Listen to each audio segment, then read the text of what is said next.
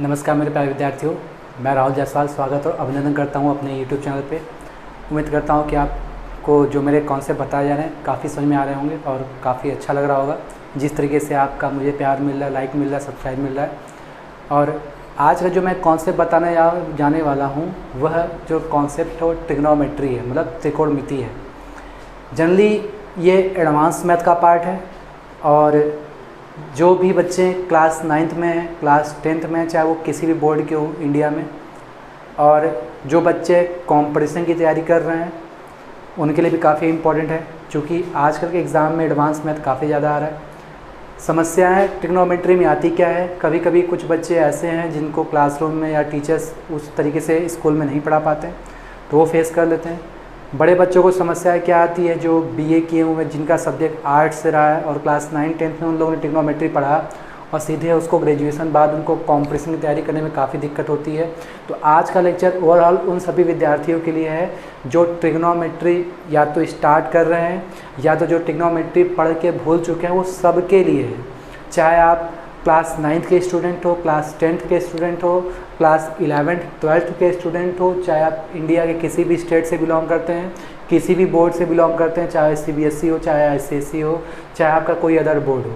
ठीक, तो ये जो मैं आपको कॉन्सेप्ट एकदम बेसिक से बताऊंगा, ट्रिग्नोमेट्री आया कहाँ से है, क्या है, कैसे है, इसका इस्तेमाल कैसे होता है, मैं आपको एकदम जीरो से बताना स्टार्ट करूँगा। मेरा लेक्चर जो है शुरू से लेकर लास्ट तक देखिएगा, स्टेप बाय स्टेप। काफ़ी टाइम टेकिंग हो सकता है कि मेरा लेक्चर कम से कम 4 से 5 घंटे का हो, जिसको हम कई वीडियो के स्लॉट्स में ब्रेक करके बनाएंगे। शुरुआत से लास्ट तक देखिएगा। तो जो बात करते हैं ट्रिग्नोमेट्री जो है यह आया कहाँ से है, इसका जो खोज हुआ है वो राइट एंगल ट्रायंगल से, मतलब समकोण त्रिभुज से हुआ है।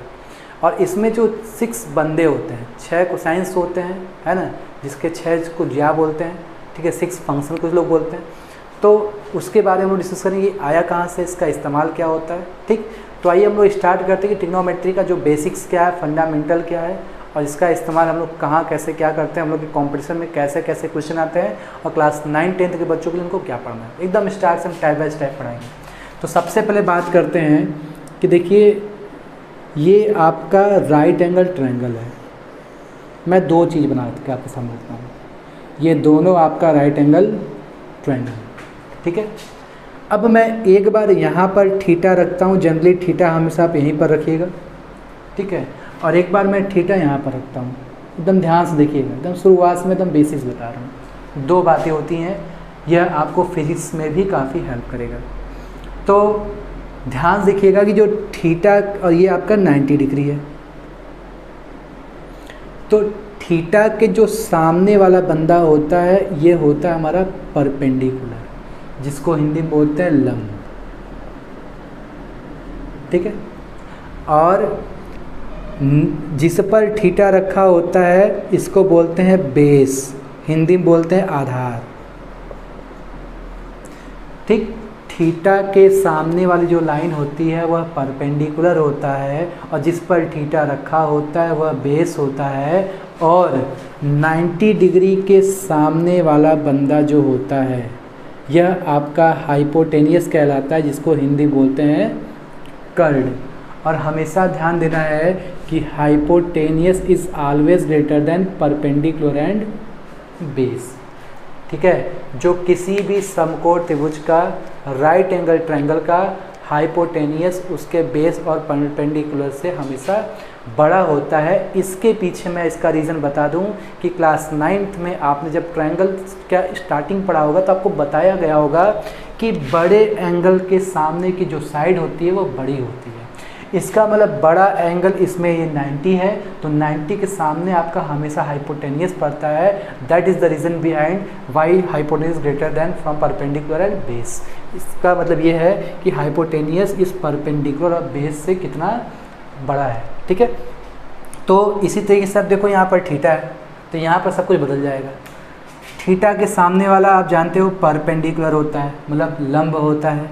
जिस पर थीटा रखा होता है वह आपका बेस होता है, और ठीक इस 90 के सामने वाला क्या होता है आपका हाइपोटेनियस, मतलब कर्ड हो जाता है, ठीक है। तो अब आपको समझ में आ गया होगा कि परपेंडिकुलर, हाइपोटेनियस, बेस को हम लोग किसी ट्रायंगल के फिगर में अरेंज कैसे करते हैं, मतलब हिंदी में लंब और कर्ण और आधार को हम लोग अरेंज कैसे करते हैं। आइए हम लोग इसके जो 6 कॉन्सेप्ट होते हैं उस 6 कॉन्सेप्ट को देखते हैं। ध्यान रखिएगा, इसमें चीज़ें क्या होती हैं। सबसे पहला होता है आपका साइन थीटा, कॉस थीटा और टेन थीटा, ठीक है। अब ध्यान देना है, इसमें होता है आपका कॉट थीटा। ये जो कॉट थीटा होता है वो टेन थीटा का रेसिप्रोकल होता है। इसी तरीके से आपका सेक थीटा होता है। सेक थीटा जो होता है यह आपका कॉस थीटा का रेसिप्रोकल होता है। इसी तरीके से आपका जो कॉसेक थीटा होता है वह हमारा साइन थीटा का क्या होता है, रेसिप्रोकल होता है। ये आपको 6 बातें पता होना चाहिए। Sine theta, cos theta, tan theta, cot theta, sec theta और कॉसेक थीटा, यही 6 बंदों पे पूरा ट्रिग्नोमेट्री बना हुआ है, ठीक। तो हमने यहाँ से पहला बात यह सीखा कि जो कॉट थीटा होता है वो टेन थीटा का रेसिप्रोकल होता है, मतलब टेन थीटा का रेसिप्रोकल कॉट थीटा हो जाएगा। ऐसे ही आपका जो सेक थीटा है वो कॉस का रेसिप्रोकल हो जाएगा, आपका जो कॉसेक है वो आपका साइन का रेसिप्रोकल हो जाएगा, ठीक। तो आइए हम लोग इसका इस्तेमाल कैसे करते हैं, ये हम लोग फिगर से कैसे रिलेट करते हैं, ध्यान देखिएगा। तो कुछ बच्चे जो हैं वो जो हिंदी मीडियम में पढ़ते हैं वो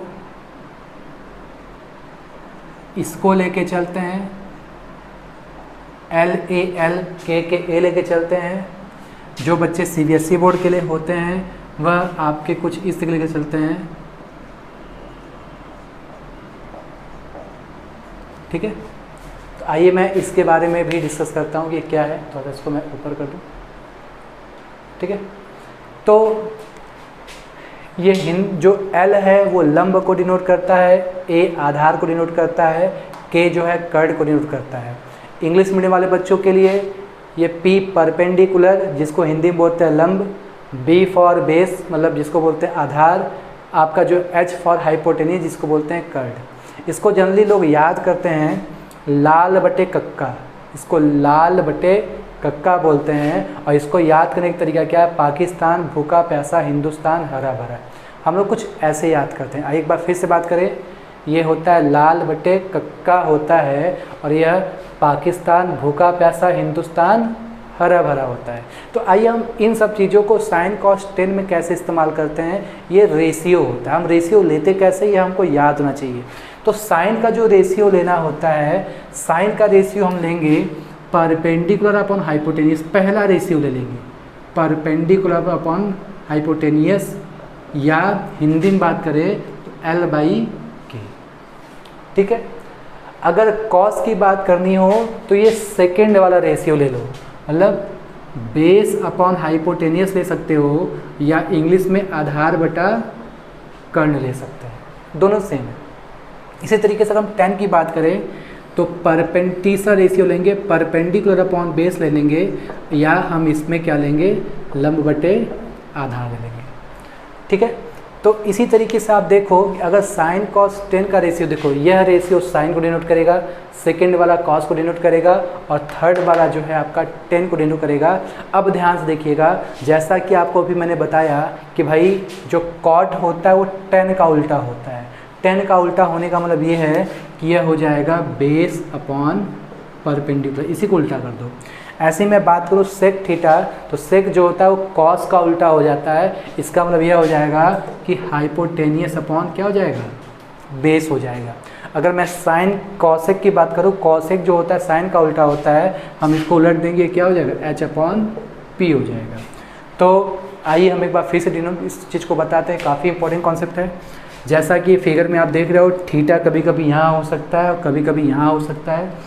थीटा के सामने वाला जो बंदा होता है परपेंडिकुलर मतलब लंब होता है, थीटा जिस पर रखा होता है उसको बोलते हैं बेस मतलब आधार होता है, और 90 डिग्री के सामने जो सबसे बड़ी भुजा होती है उसको हाइपोटेनियस कर्ण बोलते हैं। Base, perpendicular, hypotenuse. अब हमारे सामने जो 6 पर्सन है, 6 फंक्शन दिए हुए हैं, sign, cos, tan, cot, sec, cosec. तो इसका जो आपस में रिलेशन होता है, जो कॉट होता है वो टेन का अपोजिट होता है, सेक जो होता है वो कॉस का रेसिप्रोकल होता है, और कॉसेक जो होता है वो साइन का रेसिप्रोकल होता है। और यहाँ पर आपको ये दिया हुआ है लाल बटे कक्का, L फॉर लंब, A मतलब आधार और A मतलब आपका K मतलब कर्ण हो गया। यही तरीके से P पाकिस्तान, भूखा प्यासा हिंदुस्तान, हरा भरा, याद करने का तरीका है। ये जो पहला रेशियो है ये साइन को डिनोट करता है, सेकेंड वाला रेशियो कॉस को डिनोट करता है, थर्ड वाला रेशियो जो है आपका टेन को डिनोट करता है। अगर साइन कॉस टेन मिल जाता है तो आपके सामने कॉट सेक कॉसेक निकालना काफ़ी आसान हो जाता है। तो आइए हम लोग चर्चा करते हैं अगले कॉन्सेप्ट में कि अगला कॉन्सेप्ट हमको क्या सिखाता है। लेट्स सी, इसी कॉन्सेप्ट से हम लोग सीखेंगे, हम लोग क्वेश्चन सॉल्व करने की कोशिश करेंगे कि फिगर बेस्ड क्वेश्चन सॉल्व कैसे होता है। आप लोग क्लास 9th के शुरुआती क्लास में पढ़े होंगे तो आपके सामने एक क्वेश्चन पूरे एक चैप्टर में दिखाई देगा। क्लास 10th का ये पूरा चैप्टर है और कॉम्पिटिशन के एग्जाम में भी इससे कॉन्सेप्ट आते हैं। तो आइए हम लोग पार्ट फर्स्ट सीखते हैं कि पार्ट फर्स्ट इनसे किस सिद्धांतों पे आधारित होता है। आइए मेरे प्यारे बच्चों लोग देखते हैं। तो जैसा कि हमारे पास स्पेस, हम इसी स्पेस का इस्तेमाल करेंगे। पार्ट फर्स्ट के बारे में बात करते हैं। पार्ट फर्स्ट हमें क्या सिखाता है, ठीक है।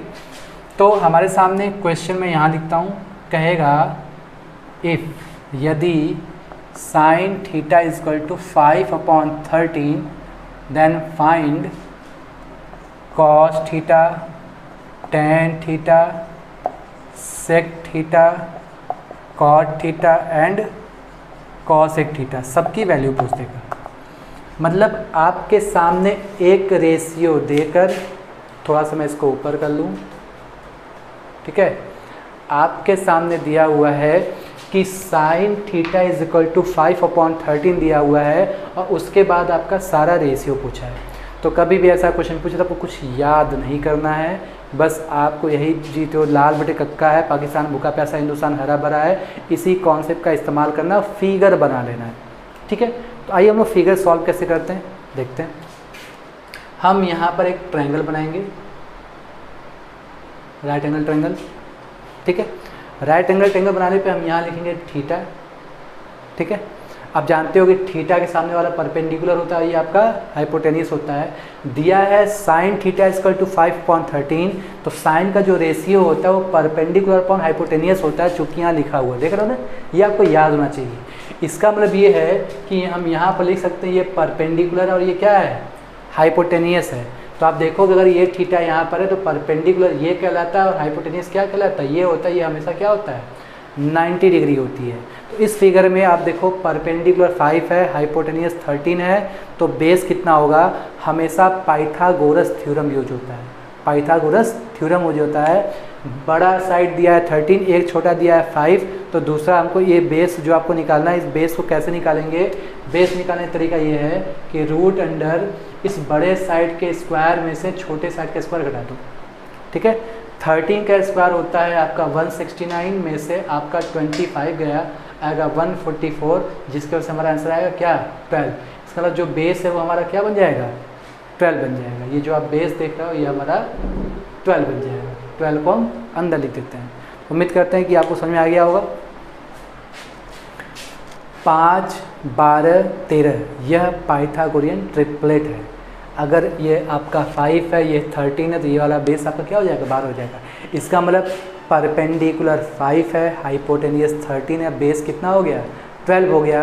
अब हम इस बाकी 6 की वैल्यू निकालनी है तो हम इसी कॉन्सेप्ट का इस्तेमाल करेंगे।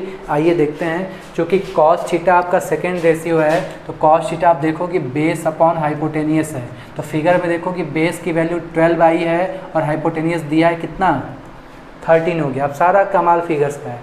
10 के बारे में पूछा है तो परपेंडिकुलर अपॉन बेस, तो हम यहाँ लिखेंगे 10 के बारे में मैंने यहाँ लिखता हूँ परपेंडिकुलर अपॉन बेस, परपेंडिकुलर 5 और बेस कितना है, 12 हो गया। सेक की वैल्यू निकालनी है। जो सेक होता है वो कॉस का उल्टा होता है, कॉस को उलट दो। कॉस की वैल्यू 12/13 है तो इसका उल्टा करोगे 13/12 हो जाएगा। कॉट की वैल्यू निकालनी है। कॉट जो होता है वो 10 का उल्टा होता है, हम 10 को उलट देंगे तो 12/5 हो जाएगा। इसी तरीके से कॉसेक की वैल्यू निकालनी है, तो कॉसेक जो होता है वो साइन का रेसिप्रोकल होता है, जैसा हमने बताया, ये 13/5 हो जाएगा। तो इसी तरीके से हमारा जो फर्स्ट चैप्टर है वो इसी चीज़ को डिनोट करता है, इसी चीज़ को डिनोट करता है। आपको किसी एक की वैल्यू देकर आपसे बाकी सारा कुछ पूछ लेता है। आपको साइन कॉस टेन कॉसेक से कॉस कॉट में कुछ भी दिया हो तो आप हमेशा क्या करेंगे, एक छोटा सा फिगर ड्रॉ करेंगे।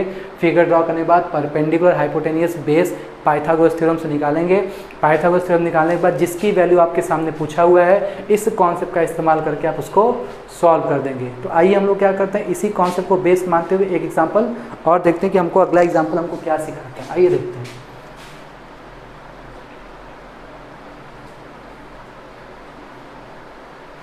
हमारे पास ये जो ब्लैंक स्पेस है, मैं इसी स्पेस का इस्तेमाल करता हूँ। आप इसका स्क्रीनशॉट ले लीजिएगा। इस स्पेस का मैं यहाँ इस्तेमाल करता हूँ। हमारे सामने दिया हुआ है if tan theta is equal to आपका दे दे 3/4 find 3 sin theta plus 5 cos theta बराबर व्हाट। ठीक है, तो पूछा है 3 sin थीटा 5 cos थीटा की वैल्यू क्या होगी और 10 के बारे में दिया हुआ है। तो हमेशा हम, जैसा मैंने बताया कि किसी भी एक आइडेंटिटी दिया हो, बाकी और आइडेंटिटी पूछे तो फिगर बना के सॉल्व करिए, कुछ याद मत कीजिए। तो हम देखेंगे भाई tan theta is equal to दिया है 3/4 और tan थीटा का रेशियो क्या होता है, परपेंडिकुलर अपॉन बेस होता है। इसका मतलब ये बन गया परपेंडिकुलर, ये बन गया बेस। एक छोटा सा फिगर बनाएंगे जिसमें से थीटा यहाँ रख देंगे तो परपेंडिकुलर 3 बन गया, बेस 4 बन गया। इसकी वैल्यू निकालनी है तो 3 का स्क्वायर प्लस 4 का स्क्वायर सॉल्व करोगे तो आएगा 25 और 25 किसका स्क्वायर होता है, 5 का होता है। इसका मतलब हमारा हाइपोटेनियस कितना मिल गया, 5 मिल गया। अब आपसे पूछा है कि भाई 3 sin theta plus 5 cos theta की वैल्यू कितनी होगी। तो हम कुछ नहीं करेंगे, हम देखेंगे कि भाई sin थीटा जो होता है परपेंडिकुलर अपॉन हाइपोटेनियस होता है। परपेंडिकुलर 3 है और हाइपोटेनियस कितना है, 5 है। तो हम लिखेंगे 3 × 3/5 लिख देंगे। इसी तरीके से cos थीटा की वैल्यू पूछा है बेस अपॉन हाइपोटेनियस, बेस 4 है और हाइपोटेनियस 5 है तो 5 × 4/5 कर देंगे। ठीक है, उम्मीद करते हैं कि आपको समझ में आया होगा। ये तीनों का परपेंडिकुलर हाइपोटेनियस और बेस निकालने आपको अगर आ जाता है तो सारे क्वेश्चन के, सारे प्रश्न के समाधान आप कर लेते हो। तो देखो ये 5 से 5 गया, 3 3 हम लिख सकते हैं 9/5 प्लस 4, 5 हो जाए 20 प्लस 9 29/5 हो जाएगा। तो आपके बुक में कुछ इसी तरीके के क्वेश्चन दिए होंगे। उम्मीद करते हैं कि जो ट्रिग्नोमेट्री का मेरा फर्स्ट बेसिक लेक्चर था वह काफ़ी आपको समझ में आया होगा। यह जो लेक्चर था ये पार्ट फर्स्ट को डिनोट करता है, एकदम फंडामेंटल चीज़ों को डिनोट करता है। आज आपने सीखा कि भाई sine cos tan cot sec cosec ये कहाँ से आया, इनका रेशियो क्या होता है। किसी ट्रायंगल को लेते हैं तो उसका थीटा जहाँ जहाँ होता है तो उस थीटा के अकॉर्डिंग परपेंडिकुलर हाइपोटेनियस बेस कैसे बदलता है, यह आपने सीखा।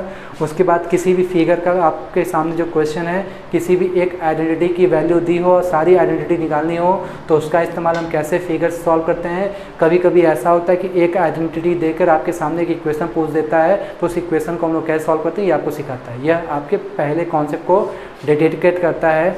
तो उम्मीद करते हैं ज़्यादा मैंने आपका टाइम लिया, 15 से 20 मिनट मैंने आपको एक कॉन्सेप्ट बता दिया। ठीक इसी तरीके से आप जिस भी बुक से पढ़ते हो क्वेश्चन को सॉल्व कीजिएगा। वीडियो को आप अच्छे से लोगों को लाइक कीजिए, सब्सक्राइब कीजिए और शेयर कीजिएगा। इसी तरीके से हम लोग अगले कॉन्सेप्ट में इसी के कुछ एक पार्ट आगे सीखेंगे। हर दिन एक एक लेक्चर में आपको मैं एक एक छोटा छोटा पार्ट बताता रहूँगा। एक समय आते आते ट्रिग्नोमेट्री का आप एडवांस कॉन्सेप्ट, स्टैंडर्ड कॉन्सेप्ट भी आप बना लोगे और मेरे हर छोटे छोटे लेक्चर को आप बार बार रिवाइज भी करके आप चीज़ों को समझ सकते हो, इसको शेयर कर सकते हो और इस कॉन्सेप्ट को पढ़ने के बाद आप एक मैथ के अच्छे टीचर भी बन सकते हो। आप जिससे आप क्लास 9-10 के बच्चों को अच्छे से ट्यूशन देके अपनी आमदनी अच्छा कर सकते हो। ठीक है, तो आप ये पूरे सिस्टम का स्क्रीनशॉट ले लीजिएगा। अगले वीडियो में हम लोग आगे बढ़ते हैं।